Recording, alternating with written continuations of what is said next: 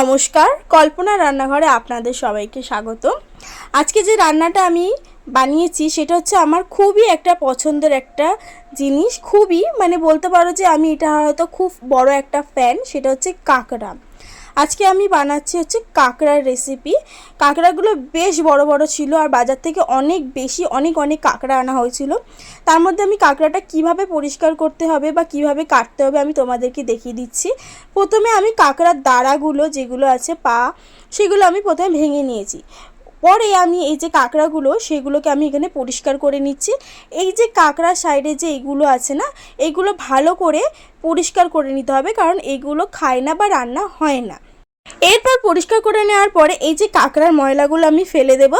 দেখো বাজার থেকে কতগুলো কাঁকড়া আনা হয়েছে, পুরো ভর্তি কাঁকড়া। এই যে প্লেটের কাঁকড়াগুলো, এগুলো হচ্ছে আমি আজকে রান্না করব। আর এই যে এইগুলো হচ্ছে আমি পরিষ্কার করে রাখছি। এত কাঁকড়া আনা হয়েছিল বাজার থেকে, দেখতেই পাচ্ছ অনেক ভর্তি পুরো কাঁকড়া। তার মধ্যে আমি এই যে প্লেটের কাঁকড়াগুলো পরিষ্কার করে নিয়েছি, পুরো একদম পরিষ্কার করে ধুয়ে নিয়েছি। অন্যদিকে আমি দিয়ে দিচ্ছি কড়াতে এখানে সর্ষের তেল দিয়ে আমি এখানে দিয়ে দিয়েছি আলুগুলো আমি এখানে ভেজে নেব লাল করে ভেজে নেওয়ার পরে আমি এখানে তুলে নেওয়ার পরে ওই তেলের মধ্যেই আমি এখানে দিয়ে দেব হচ্ছে পেঁয়াজ কুচি।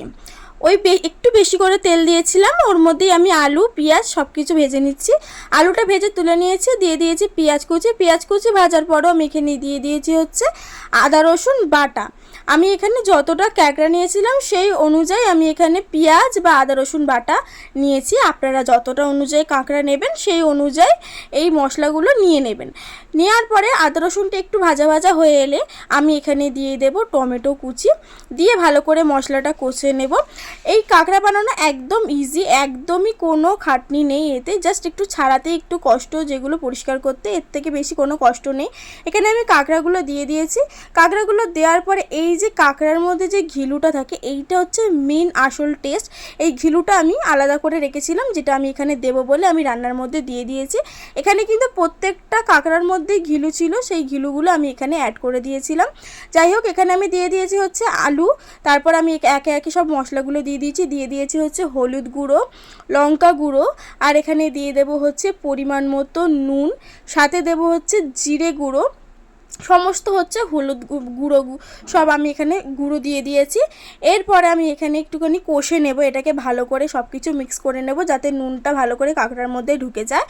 সব গুঁড়ো মশলা দিয়ে কষে নেওয়ার পরে আমি এখানে একটু দিয়েছি হচ্ছে ধনে গুঁড়ো দেওয়ার পরে আমি আবারও ভালো করে কষে নেওয়ার পরে এখানে আমি একটু জল অ্যাড করে আমি আবারও ভালো করে কষবো জিনিসটাকে, যাতে ভালো করে মশলাগুলো কাঁকড়ার মধ্যে ঢুকে যায়।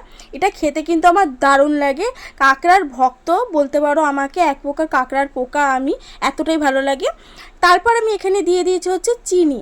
আমি একটু রান্নাতে চিনি ইউজ করি, তাই আমি এখানে চিনি দিয়েছি। কারোর যদি চিনি না পছন্দ হয় সেখানে আপনারা চিনিটা নাও দিতে পারেন, সেখানে অসুবিধা নেই। আমি চিনি ইউজ করেছি। চিনি দেওয়ার পরে আমি এখানে আবারও একটুখানি পরিমাণ মতো জল দেব, দিয়ে এবার আমি এটাকে ঢাকা দিয়ে বেশ খানিকক্ষণ ধরে জিনিসটাকে একটুখানি মিক্সিং বা কষে নেব, যেটাই বলুন সেটাকে কষে নেবার ফুটে এলে আমি এটাকে বন্ধ করে দেবো। কাঁকড়ার ভেতরে যে মাংসটা ওটা সিদ্ধ হয়ে গেছে।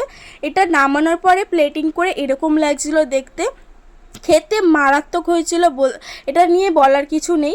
আর যেহেতু আমি কাঁকড়ার পোকা, সেহেতু আমার কাঁকড়া সিদ্ধ করে দিলেও বা ভেজে দিলেও খুব ভালো লাগে। রান্নাটা আপনাদের কেমন লাগলো আমাকে অবশ্যই জানাবেন।